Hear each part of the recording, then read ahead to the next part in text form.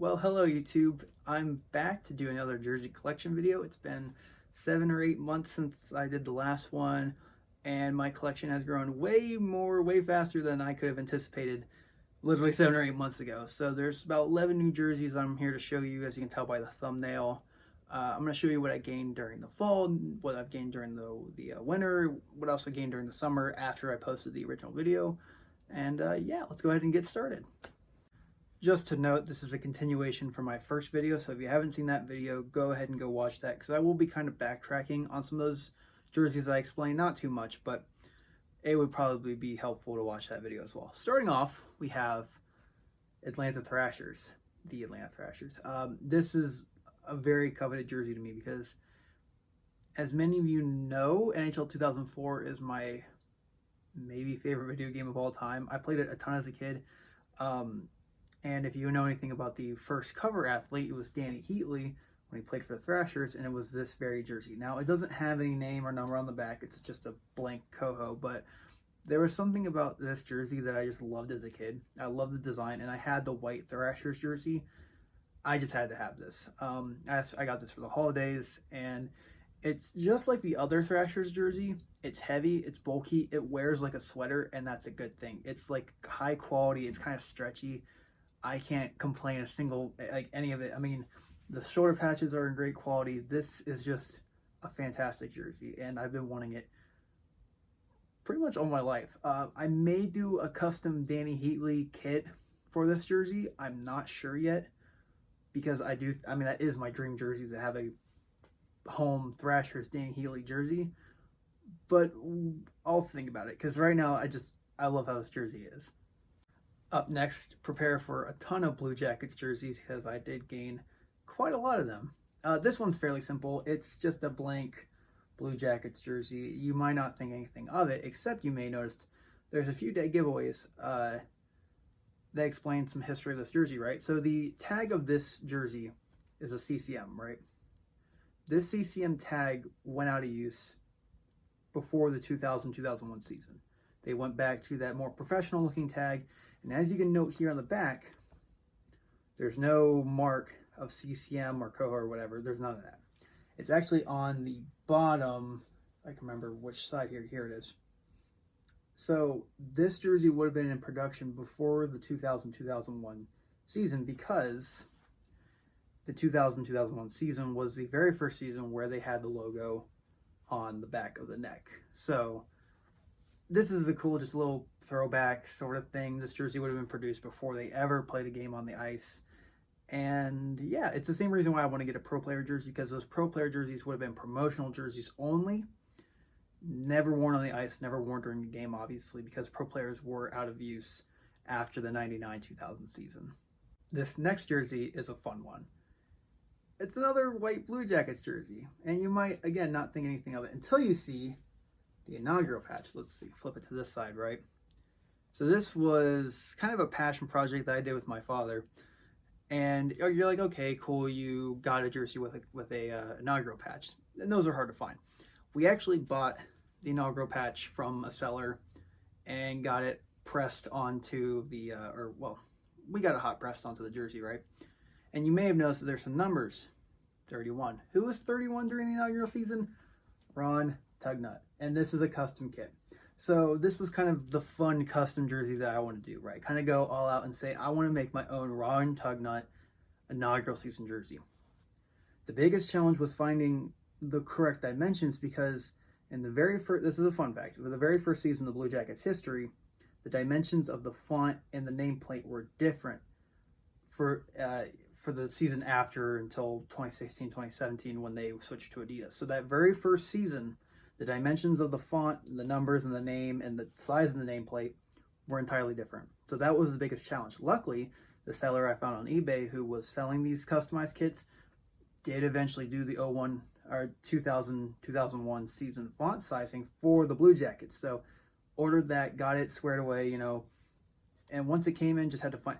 And finding the inaugural patch was actually quite simple. The most challenging thing was actually just finding a blank white Blue Jackets jersey that had the dual stinger patches. I just, for the life of me, couldn't find one.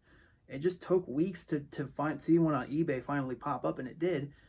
for a reasonable price. I went ahead and bought it, and we got everything ironed on. It's not stitched. Maybe down the road we could get it professionally stitched, but for ironed on, I love it. It's a passion project. It's Ron Tugnut. It's inaugural. I think it's cool. So this is a really fun, exciting jersey for me to do. Yeah, nothing else about it. It's just, I don't know. I love it. I'm going to combine these next two because they kind of fall into that same category. If you remember from my previous video, I had the red Columbus Blue Jackets practice center ice jersey, practice jersey sort of thing. Well, now I've got it in green and yellow. So if you want ketchup, relish, or mustard, you have options. These were both gifts that I received. And now I just need to get the blue one. I know there's a white one. I think that's pro player. I know there's like a black one. So I just need to kind of like complete the center ice practice jersey collection. It's really dumb. It's a really dumb thing to try to want to collect, but I just love it. Having the red, green, and yellow ones. I don't know if I'll even wear them to a game when those are back, but suffice to say, I'm never going to complain about having jerseys in my collection. And it's like you have a green Blue Jackets jersey and a yellow one now. Like, I didn't even know these existed until I started looking a few months back, and I was like, oh, well, that'd be a neat addition. And I currently believe this is the only yellow jersey that I own. Like, the only yellow one. I'm still waiting to maybe buy a Penguins or a Nashville Predators jersey. We'll wait and see. So this was kind of a big jersey that I really wanted for quite a while now. I wasn't sure what player I wanted to do, but I finally have an Adidas Blue Jackets jersey. So yeah, this was kind of a one I really wanted to get because I had CCM Coho, I had Reebok. I don't have a Reebok Authentic Blue Jackets jersey, they're just Premiers, but that's okay. But I really wanted to do an Adidas jersey because I want to know what they were like. And yeah, I got one. But it wasn't the fact that I just got one, and you can tell again by the numbering, it was Korpisalo. After the playoff performance in 2020, there was no doubt I wanted to get Korpisalo after having that many saves in the game against Tampa Bay, and just, I had to get Corpy. I should also note that for the holidays I got this for the holidays, I got a 20-year anniversary Blue Jackets patch in both the red and blue color scheme and the alternate tan and blue color scheme. So I may have that be put on this jersey. Not entirely sure. Fun fact, this jersey was produced during its first year, during the first year of Adidas. And you can tell because these buttons, where it kind of like it shows it's a consumer jersey, those were removed after the first season. There's more like a tag on the side with modern jerseys that I'll show you in the next jersey. But this one has that bubble that they removed out of the first season. It's barely noticeable. So that's what's kind of funny about this jersey. This jersey is technically, it's Korpisalo because what happened in 2020, but this jersey would have came out 2017, 2018. I know Adidas has had a shortage on white jerseys, on away jerseys, because there's 31 teams that needed white jerseys. It makes sense, but I'm just happy with how this turned out, and it's pretty incredible. Speaking of holiday Blue Jackets jerseys that I really, really wanted, like really badly wanted, was the Blue Jackets reverse retro. I mean, how could I not? How could I not ask for this? The return of the old logo, which I am so nostalgic for. I had to. It's just fantastic. It's got the reverse retro. It's got the double zeros for 2000. I mean, it's the reverse retro. I mean, I'm speechless even after having owned it for a few weeks now, because I was just so excited when they were revealing these, and I just love how this one turned out. It's in great quality. I mean, I love it. It's great. And I'll show you here. There's no more bubble. It's more of a tag sort of thing on the bottom. So I prefer this. But again, you're barely going to notice it, and especially with like the Reeboks and the Fanatics too, that have like that giant tag on the bottom, like the Reebok Premiers used to have. Those are quite noticeable, but these are like real deal. They fit. Err on the side of caution when you buy these, because they are tight fitting. As someone who played football, right? Football jerseys are like authentic football jerseys are notorious for being big on the shoulders, tight around the waist, because you're obviously going to have protection with your shoulder pads when you play football. Around your waist, the only people wearing anything around like their stomach area is going to be people who wear the flak jackets, or they wear the back plates. So with hockey, with these authentic jerseys, it's that same thing. It's going to be kind of big up here, tight around here. So when you're buying them, be sure to kind of do a size larger than you're used to, because they do fit tight. Just thought I should let you guys know about that. These next two jerseys kind of are featured together in a story with my Old Stars jersey, but to start off, here is my 90s Dallas Stars away jersey that came after their first season. So their first season featured a design that got revised in their second season that they wore until 98-99, the year they won the Stanley Cup. Obviously, the season after that, they swapped to the All-Star base design that they wore until 2006-2007. So this was technically the second away jersey in Dallas Stars history, and it's fantastic. This jersey is quite old, so it's not nearly as heavy. It's actually it's a light jersey, and the quality isn't quite as, you can kind of tell by even the collar here. It's still a great jersey. I wore it all the time in high school. I just loved wearing it because I thought it looked great. I love the white and black jerseys from the 90s, the Stars. I kind of wish they would go back to it, but I also like their current design, so beggars can't be choosers. And yeah, I don't know, there's not too much to talk about because I've just loved this jersey. I think everyone knows about this jersey, and it's got the shoulder patch that everyone loves. So yeah, going off of the previous Stars jersey is my new green Dallas Stars jersey from the 99-2000 season, or at least how it's designed. So you may look at this jersey and say, well, it's the same jersey you owned before. Wrong. This is a Brett Hull jersey. I bought this on eBay for my father for his birthday. And what we ended up doing was I gave him my blank Coho jersey for this. So the gift I got him, he gave it back to me, but I gave him my jersey. He bought a Mike Modano kit. Same thing with the Ron Tugnutt jersey, and he made his own Mike Modano jersey with the captaincy patch. So he always wanted a Modano jersey. He's obviously more of a Modano fan than a Hull fan, and I'm pretty sure most Dallas Stars fans would say that. But I wasn't gonna let this go to waste. Again, it's the CCM. The patch, the CCM logo's on the bottom, and Hull would have worn this number in the 99-2000 season. So considering that this would have been the last season that they didn't feature the logo or before they would feature the logo on the back of the neck, and this was the year he wore number 16 and not 22, which is he wore 22 when they won the Stanley Cup.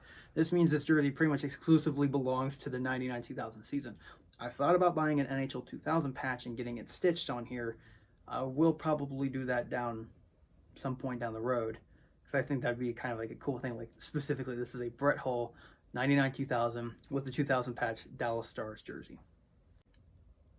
This is an Edmonton Oilers jersey, and fun fact, it literally arrived in the mail today. I was waiting to do this video once I bought this December 27th, and it just arrived today because mail right now is slow. It's a CCM home Oilers jersey.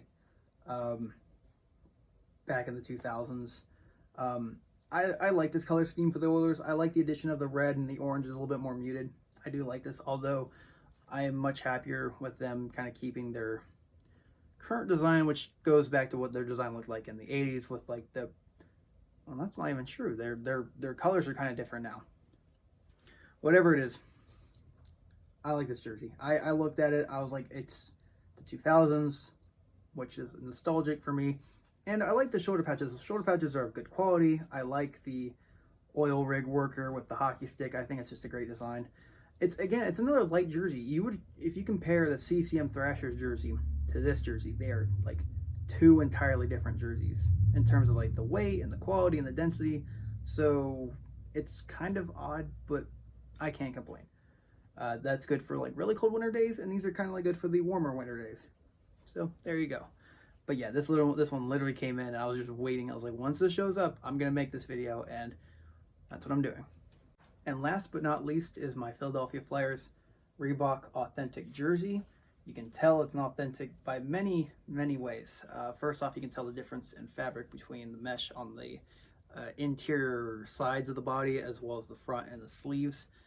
Very different materials. You can tell by the Reebok Authentic tag and the number here. So rather than say XXL or XL or large or medium, whatever, this one says 56. And the biggest tell that it's an authentic, a fight strap, which if you play hockey is useful if you're getting into fights, getting into scraps, or just generally want your jersey to be tied down. But if you're a consumer, the best thing that fight straps show is a sign of authenticity, that this is an authentic jersey, on ice quality.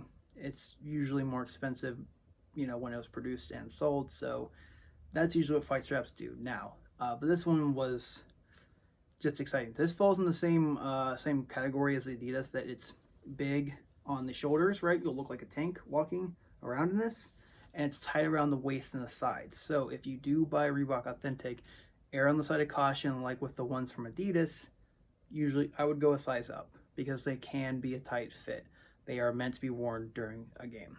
So yeah, this is the last one of the collection here, the Reebok Flyers Authentic. And that's it. If you have any suggestions, comments, anything that you want to say, let me know in the comment section below. I'm hoping that when I get more jerseys down the road that I can do more videos. I don't know when that will be, but hopefully sooner than later. My end goal is to have at least one jersey from every team. But there's more teams that don't have jerseys than do. So we'll see how long that takes. That might be something that takes me years.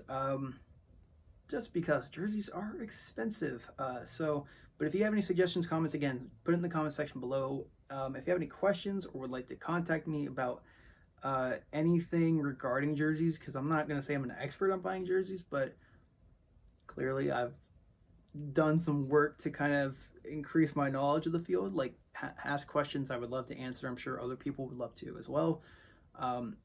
If you're unsure where to start, there are a lot of communities and YouTube videos out there that are all about jersey collecting. So be sure to like look around and do Google searches and YouTube searches. Obviously, the hockey guy, his jersey collection videos have clearly inspired me.